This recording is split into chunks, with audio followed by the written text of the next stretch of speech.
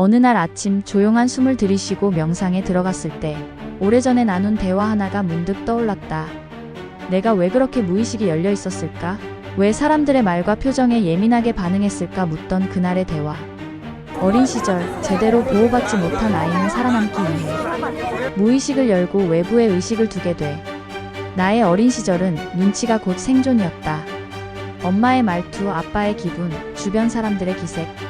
그 작은 신호 하나하나가 오늘 하루가 무사할지 아닐지를 가늠하게 했다.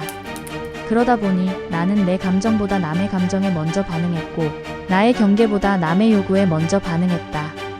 나의 경계는 한껏 뒤로 늦춰졌다. 그때 나는 살아남기 위해 밖을 살폈다. 밖이 안전하지 않으면 나는 결코 안전할 수 없었다. 그 어린 나는 기가 막히게 주변을 감지했고 자신을 비우고 외부의 정보로 가득 채워야 했다. 그것은 생존이었고 동시에 깊은 외로움이었다. 사람은 누구나 하나의 몸과 하나의 마음으로 살아간다. 하지만 어떤 순간 그 마음이 너무 고통스러울 때 그 몸과 마음은 분리된다. 이것이 바로 해리다. 해리는 단순히 정신이 멍해지는 것이 아니다. 나라는 자아가 고통으로부터 스스로를 분리시키는 방어기제다. 아이 시절 보호받지 못하고 끊임없는 긴장 속에서 살아남아야 했던 사람은 자신의 감정을 안에 둘 수가 없었다. 안은 너무 아팠기 때문이다. 그래서 그 아이는 무의식적으로 나를 바깥에 둔다. 나라는 존재는 몸 안에 있지 않고 엄마의 얼굴, 아빠의 기분, 선생님의 표정, 주변 사람들의 말투 속에 흩어져 있다. 그래야만 안전했기 때문이다. 그렇게 오래된 생존 전략은 자라서도 계속된다. 회사에서는 동료의 말투에, 상사의 눈빛에, 고객의 표정에 내가 괜찮은지 아닌지를 확인하려 한다. 그들은 말한다. 왜 그렇게 눈치를 보세요? 저한테 그렇게 신경 쓰지 않으셔도 돼요. 하지만 나도 모른다. 신경 쓰는 것이 나의 습관이자 존재 방식이 되어버렸다는 것을. 그렇게 해리는 더 이상 특별한 사건이 아닌 지속된 상태가 된다. 나는 나를 내 안에서 느끼지 못하고 늘 누군가의 시선 속에서, 표정 속에서 나를 찾는다. 하지만 거기에는 나 자신이 없다. 오히려 더 깊은 공허만이 남는다. 치유는 그 분리를 인식하면서 시작된다. 아, 나는 내 안에 없었구나. 나는 늘 타인의 마음속에 나를 두고 있었구나. 이 사실을 아는 순간 마음은 다시 천천히 자신의 자리를 찾아간다. 감정을 감지하고 몸을 느끼고 지금 여기에 나를 두는 연습을 시작한다. 명상, 걷기, 글쓰기, 상담, 약물치료. 그 모든 것은 흩어진 나를 다시 한 몸으로 모으는 과정이었다. 그리고 어느 순간 깨닫는다. 나는 더 이상 밖에 있지 않다. 나는 지금 내 안에 있다. 하지만 이제야 알겠다. 그 모든 해리와 예민함은 나의 영혼이 택한 하나의 길이었음을. 어떤 존재들은 현실의 고통을 피해 깊은 영적 수련에 들어가기도 한다.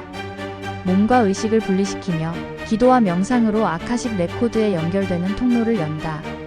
어쩌면 나도 그런 영혼 중 하나였는지 모른다. 그러니까 지금 나는 남들과는 다른 감각을 갖고 다른 주파수에 연결되어 있는 거다.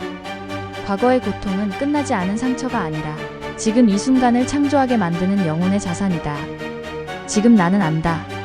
내가 남들보다 영적인 감각이 예민한 건 과거의 아픔과 그로 인한 해리가 나를 무너뜨리는 대신 나를 빛의 길로 밀어준 계기였기 때문이라는 걸. 이 감각은 한편으로는 나의 재능이었다.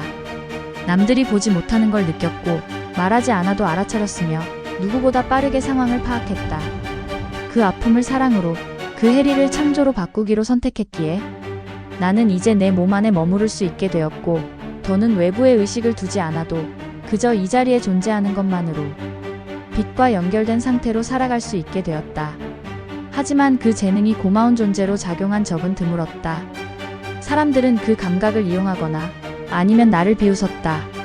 내 여동생은 내가 말해준 통찰을 친구에게 전했다가 사람들에게 비웃음을 당했고 결국 나를 탓했다. 너무 낯설고 엉뚱하다고 사람들이 웃었다고. 그건 내가 다른 주파수를 갖고 있다는 뜻이었다.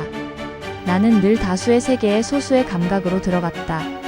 그리고 그 세계에서 나는 유별나고 감정 많은 사람이 되었다. 하지만 나는 안다. 내 감각은 거짓이 아니었다. 그 덕분에 나는 누구보다 깊이 아팠고 누구보다 더 멀리 봤으며 누구보다 나 자신을 찾았다.